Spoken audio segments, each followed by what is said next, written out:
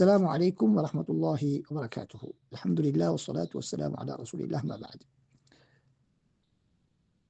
இன்று முதல் நாம் இன்ஷா அல்லாஹ் இக்குழுமத்துக்காக சிறப்பு நாளாந்த அல் குர்ஆன் சிந்தனையை வழங்க இருக்கின்றோம்.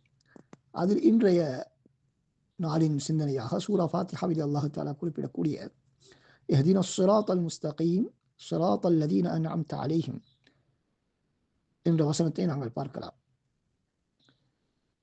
இந்த வசனத்திலே அல்லாஹ் சுப்ஹானஹு வ தஆலா இஹ்தினஸ் ஸிராத்தல் முஸ்தகீம், யா அல்லாஹ் எங்களுக்கு நேரான பாதையை காட்டுவாயாக, ஸிராத்தல் லதீன அன்அம்த அலைஹிம் யார் மீது நீ அருள் புரிந்தாயோ அவர்களுடைய பாதை என்ற துவாவை கேட்குமாறு எங்களுக்கு வழிகாட்டுகின்றார். இதற்கு விளக்கம் சொல்லக்கூடிய இமாம் பிகாய் ரஹ்மஹுல்லாஹ் அவர்கள் தமது நவ்முத்துரர் என்ற நூலிலே சொல்லும் விளக்கம் ஒரு அருமையான கருத்தாக இருக்கின்றது.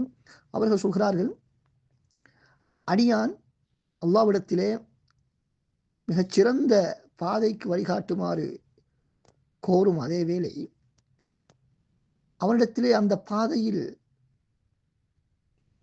யார் வர வேண்டும், நம்மோடு யார் இருக்க வேண்டும் என்பதையும் கேட்கிறார்கள். அதுதான் நீ அருள் புரிந்தவர்களுடைய பாதை.